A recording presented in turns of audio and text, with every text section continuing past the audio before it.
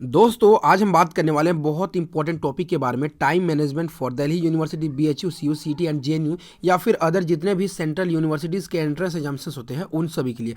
अब देखो ये जो है आप सभी के लिए बहुत ज़्यादा इंपॉर्टेंट है। अब ऐसा क्यों? बिकॉज अगर आप चेक करोगे तो दिल्ली यूनिवर्सिटी में जो है आपको टोटल क्वेश्चन पूछे जाते हैं 100 एंड उसके बाद में अगर आप चेक करो तो बीएचयू में 120 क्वेश्चन पूछे जाते हैं एंड CUCT में जो है आपको 100 क्वेश्चन पूछ जाते हैं एंड जेएनयू में जो है प्रीवियस ईयर में जो है आपको 40 क्वेश्चन पूछ जाते थे।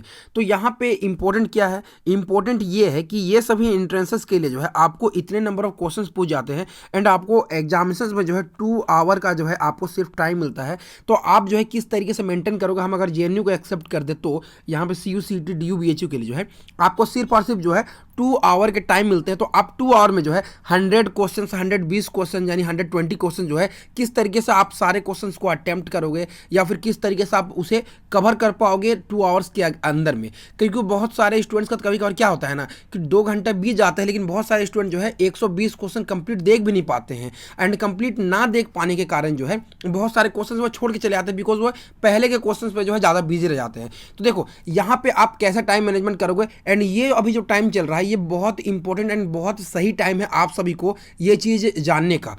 कैसे? चलिए मैं बताता हूँ। देखो अभी आपको करना क्या है, कैसे आप स्ट्रेटजी फॉलो करोगे उस चीज़ को आप यहाँ पर ध्यान देना एंड मेरी बातों को जो है ध्यान से समझना। सबसे पहला क्या है ना कि आपको जो है अभी तक पता नहीं है, अभी तक जो है आपने एंट्रेंस एग्जामिनेशंस कोई सा भी अभी तक नहीं दिया है, इसीलिए जो है अभी तक आपको टाइम मैनेजमेंट के बारे में पता नहीं है कि एंट्रेंस एग्जामिनेशंस में जो है 1 से जो 100 नंबर तक क्वेश्चन होते हैं उसे आप कैसे अटेम्प्ट करोगे। बिकॉज देखो यहाँ पे 1 से लेकर के अगर आप देखोगे 1 to 80 नंबर तक क्वेश्चन जो है ना लगभग मीडियम होते हैं या फिर जो है 80 जो 100 नंबर तक क्वेश्चंस होते हैं ना कभी कभार बहुत इजी क्वेश्चंस दे दिए जाते हैं। अब ऐसे केसेस में क्या होता है ना, अगर आपके पास में टाइम मैनेजमेंट नहीं होगा तो 80 to 100 के बीच में जो है आपको इजी क्वेश्चंस जो पूछे जाएंगे ना आप उस क्वेश्चंस को मिस कर दोगे एंड उस क्वेश्चन को मिस करने के कारण जो है आप यहाँ पे मार्क्स खो दोगे बिकॉज आपको पता ही नहीं था कि आपके पास में टाइम बचा हुआ है या फिर नहीं। एंड उसके बाद में जो है यहाँ पे क्या है उसी तरीके से जो है ठीक उसी प्रकार से आपका होता है 120 क्वेश्चन होता है।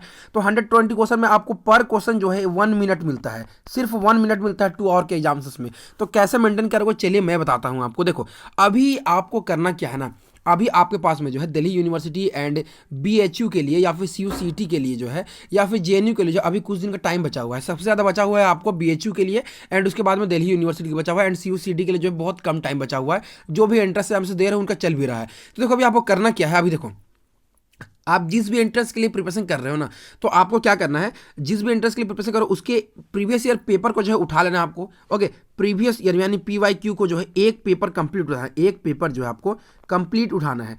अब आप जो है खुद का एंट्रेंस टेस्ट लो। ओके, खुद का जो है आप एंट्रेंस टेस्ट लो। आप कैसे लोगे? आप क्या करो कि एक पेपर आपने ले लिया एंड सारे जो आंसर की है जो आपको मतलब आपने कहीं लिख के रखे उसे साइड कर लो, उसके सॉल्यूशंस को जो है आप साइड में रख लो। सिर्फ और सिर्फ जो है पेपर को लो, एक अलग से रफ कॉपी लो। ओके, रफ कॉपी में जो है 1 से लेकर के जो है जितने भी क्वेश्चन अगर 100 होंगे तो 100 तक लिखो, 120 होंगे तो 120 तक जो है आप क्वेश्चंस को लिखो। आप क्वेश्चन लिखने के बाद में क्या करो, 1 से लेकर के जो है आप अपना 2 आवर टाइम दे दो अपने आप को। 2 आवर टाइम दे दो यानी 120 मिनट टाइम बिल्कुल आप देखना बिकॉज टाइम से आपको सब चीज़ करना है। तो 120 मिनट अपने आप को दे दो यहाँ पे। अब आप क्या करो, 1 से लेकर के जो है 100 नंबर तक जो है या फिर जो 120 नंबर तक जो क्वेश्चन है उसको आप विजिट करो।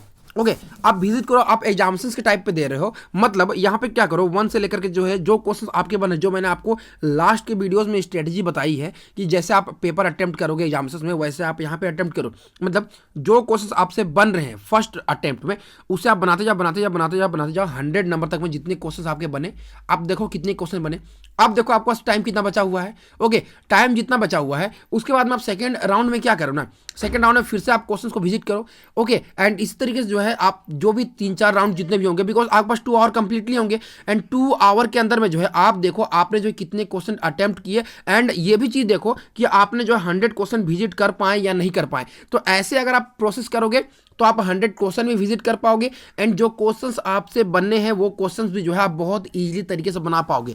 आप ठीक इसी प्रकार क्या करो, आपने जो 1 ईयर के यहाँ पे जो है प्रीवियस ईयर उठाए, अब सिमिलरली क्या करो 4-5 ईयर के जो है आप PYQ उठा दो। अब 2-2 आवर देना है, मतलब एक दिन में जो है 2-3 पेपर सॉल्व करने की कोशिश करो। ओके 2-3 पेपर सॉल्व करने की कोशिश करो। हो सकता है आप जो है आप 2 आवर से पहले भी क्वेश्चंस को सॉल्व करो, ऐसा नहीं कि 2 आवर आपको टाइम लग जाएगा।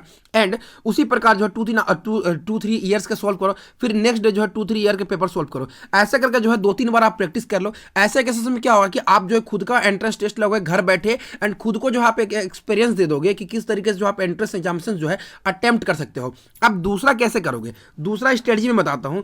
जैसे कि देखो BHU okay and DU and यहाँ पे जो है CUCET का जो है एंट्रेंस एग्जामिनेशन जो है NTA कंडक्ट करा रही है। तो यहाँ पे अगर आप चेक करोगे तो जो दिल्ली यूनिवर्सिटी है okay and Delhi university and जो है आपका यहाँ पे JNU है ओके, इन दोनों के लिए जो है दिल्ली यहाँ पे जो है NTA एक मॉक टेस्ट डाली हुई है ओके। मॉक टेस्ट में जो है जैसे आप एंट्रेंस एग्जामिनेशन देते हो ना, ठीक उसी प्रकार जो है आपको यहाँ पे एग्जामिनेशन देने का आपको मौका मिलेगा कंप्यूटर बेस्ड, मतलब आप फोन से दे सकते हैं एंट्रेंस एग्जामिनेशन।